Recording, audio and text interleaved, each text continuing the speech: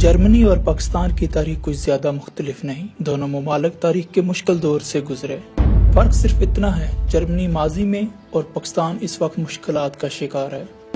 جب 1945 میں پاکستان وجود میں آ رہا تھا، تب جرمنی تاریخ کی بدترین زوال کا شکار تھا۔ دوسری جنگ عظیم ختم ہوئی، ہٹلر نے خودکشی کر لی، جرمنی کی فوج ختم ہو گئی، جرمنی دو حصوں میں تقسیم ہو کے رہ گیا، 75 لاکھ شہری مارے جا چکے تھے۔ جرمنی کے 114 چھوٹے بڑے شہر مکمل طور پر تباہ ہو چکے تھے، ملک کی 20% عمارتیں مکمل طور پر زمین بوس ہو چکی تھیں، زراعت 65% کم ہو کے رہ گئی تھی، بجلی بند، سڑکیں تباہ، بندرگاہیں ناقابل استعمال تھیں، انڈسٹری صفر تھی، کرنسی بھی ختم ہو چکی تھی۔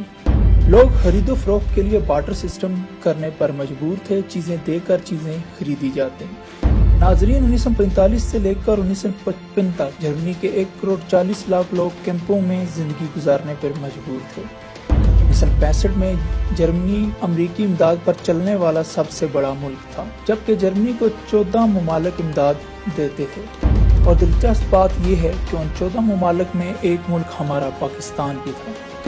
ایوب خان کے دور میں پاکستان نے جرمنی کو 20 سال کے لیے 12 کروڑ روپے قرض دیا، جس پر جرمن چانسلر نے صدر پاکستان کا شکریہ ادا کیا۔ کا وہ خط آج بھی ہماری وزارت خارجہ کے پاس موجود ہے۔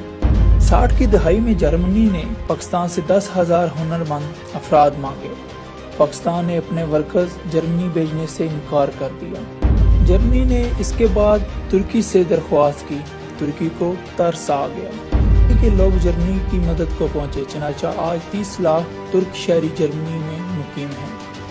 یہ تو 50 سال پہلے جرمنی کی حالت تھی، آج کیا حالات ہیں میں آپ کو بتاتا ہوں۔ آج جرمنی دنیا کی چوتھی بڑی معیشت ہے، پاکستان 41 نمبر پر۔ جرمنی کا جی ڈی پی $34 بلین ہے، جبکہ پاکستان کا جی ڈی پی $271 بلین ہے۔ جرمنی کی سالانہ برآمدات $2100 ارب ہیں، پاکستان کا صرف $29 ارب ہے۔ جرمنی کے زر مبادلہ کے ذخائر $203 بلین ہیں، جبکہ پاکستان کے زر مبادلہ کے ذخائر $21 بلین ہیں۔ جرمنی کی فی کس آمدنی $41,178 ہے، جبکہ پاکستان کی $1,434 ہے۔ اب سوچیں، جس ملک کو 50 سال پہلے پاکستان نے 12 کروڑ قرض دیا، وہ ملک روزانہ 12 کروڑ روپے کی پیپر پن بناتا ہے۔ جرمنی کہاں ہے اور پاکستان کہاں پر؟ ہم یہاں کیوں ہیں؟ اس کی وجہ جرمنی کے حکمرانوں کی سادگی ہے۔ جرمنی کے حکمرانوں کو اپنی شوگر ملیں، آف شور کمپنیاں، لمبے لمبے پروٹوکول کی ضرورت نہیں تھی۔ یہ لوگ وہی چیزیں استعمال کرتے ہیں جو عوام کرتی ہے، وہی کھاتے ہیں جو عوام کھاتی ہے، وہی پیتے ہیں جو عوام پیتی ہے۔ قوموں کے حکمرانوں کی سادگی ہو تو قومیں ایسے رویوں سے بنتی ہیں، پھر جرمنی بنتا ہے۔ اگر حکمران خود کو بادشاہ سمجھتے ہوں تو پھر قرض دینے والا ملک قرض لینے والا پاکستان بن جاتا ہے۔